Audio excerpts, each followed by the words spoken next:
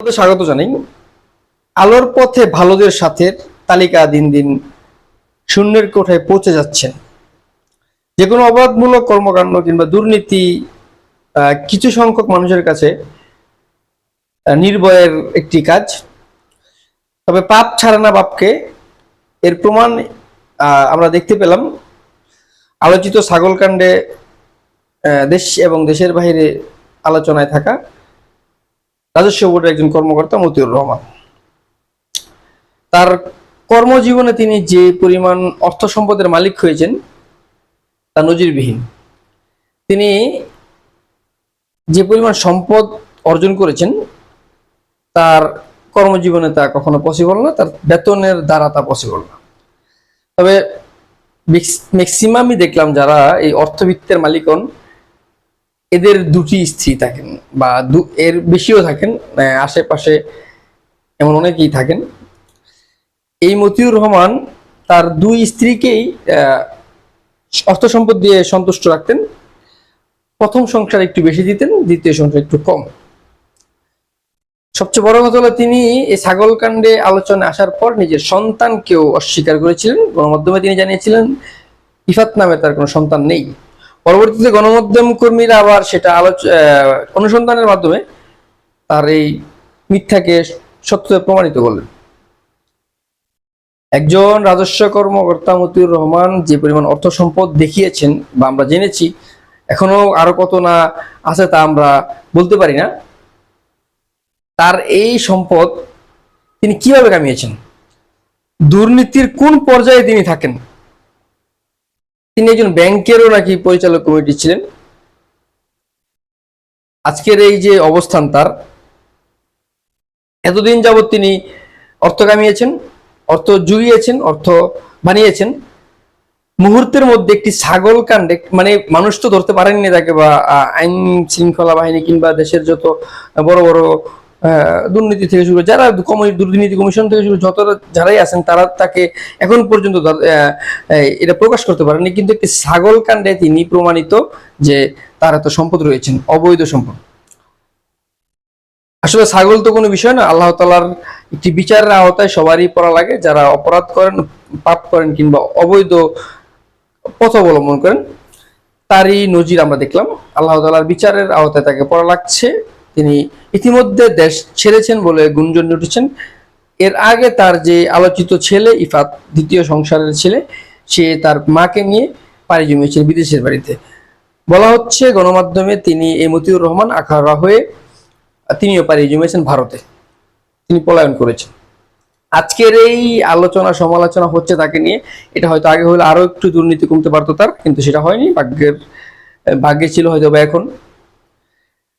একটি ইন্টারেস্টিং বিষয় হচ্ছে 2004 সাল থেকে এখন পর্যন্ত এর আগে এখনকার রাখবে তার বিরুদ্ধে 4বার দুর্নীতি দমন কমিশনে অভিযোগ গিয়েছিলেন। তারা তদন্ত করেছেন, সেখানে তেমন কোনো তথ্য না পাওয়াতে তাকে কিছু করতে পারেননি। এবার নিয়ে তার 5বার দুদকের জালে পড়া লাগলো। আলোচিত এই সমালোচিত এই মতিউর রহমান তার দুটি স্ত্রীকে আলাদা আলাদাভাবে সম্পদ দিয়েছেন। তিনি যত না নিজের নামে সম্পদ তার আছেন, তার থেকে দ্বিগুণ তার দ্বিতীয় স্ত্রী, প্রথম স্ত্রী, তার পরিবারের অন্যান্য সদস্যরা। ইতিমধ্যে তার সম্পদ এবং তার পরিবারের 7 জনের ব্যাংক অ্যাকাউন্ট সহ সকল স্থগিত করা হয়েছে। স্থগিত করার পর পরবর্তী কার্যক্রম কি বা পরবর্তী এটার কতটুকু যাবে তা আমরা জানি না। তবে একটা জিনিস বিশ্বাস করতে হবে যে আল্লাহ তাআলার একটা বিচার আছে, সেই বিচারের আওতা সবার পড়া লাগে। এই যে মতিউর রহমান, তার এত দুর্নীতি এতদিন ছিল না, হঠাৎ আমরা জানলাম, এটা আল্লাহর একটা ইচ্ছা। কেউ না দেখলো, উনি তো দেখেন, ওনার বিচারের আওতায় আমাদের পড়া লাগে।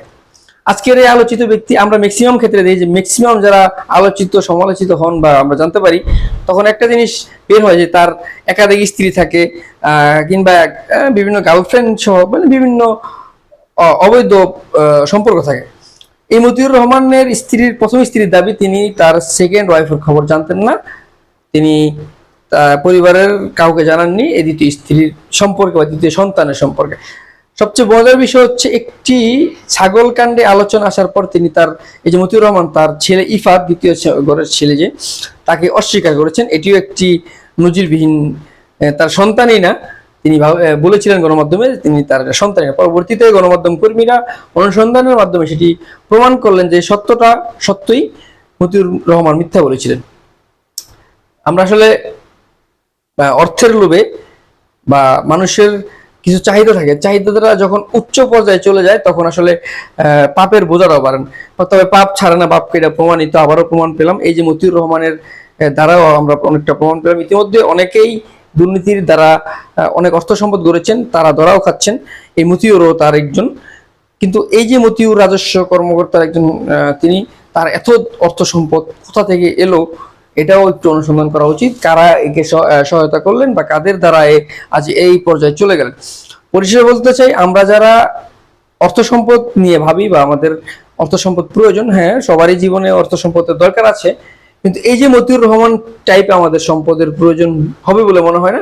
আর আমরা কখন এটা পারবো না, আমাদের দ্বারা পসিবল না, কারণ আমরা ওই পর্যায়ের মানুষ না।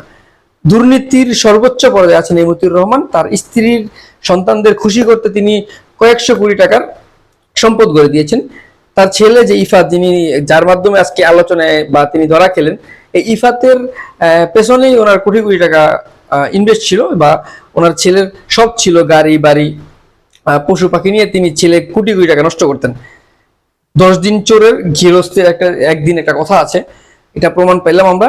আল্লাহর বিচারের আওতায় পড়ার একটা শেষ ইচ্ছা, কেউ আসলে বিচারের আওতায় সবারই পড়া লাগে, পাপ যেহেতু যারা করেন তাদের সবারই বিচারের আওতায় পড়া লাগবে। এই আলোচিত এই ঘটনায় আমাদের অনেকটা বুঝিয়ে দিলেন যে সত্য কখনো চাপা থাকে না, আর অতিরিক্ত পাপ কখনো মানুষকে ভালো রাখে না। আল্লাহ যা করলেন আল্লাহ তাআলার ইচ্ছা অনুযায়ী তো সবকিছু হয়। উনি আমাদের সুযোগ দেন, আমরা সুযোগটা কাজে লাগাতে পারি না, আমাদের ক্ষমা চাওয়ার একটা জায়গা থাকে আমরা করতে পারি না, সে হয়তো আমাদের লোভের কারণে, অর্থ লোভে আমরা অনেকটা মগ্ন হয়ে থাকি। প্রমাণ পেলাম যে পাপ বাপ কেউ ছাড়ে না, মতিউর রহমান এর দৃষ্টান্ত দেখালেন।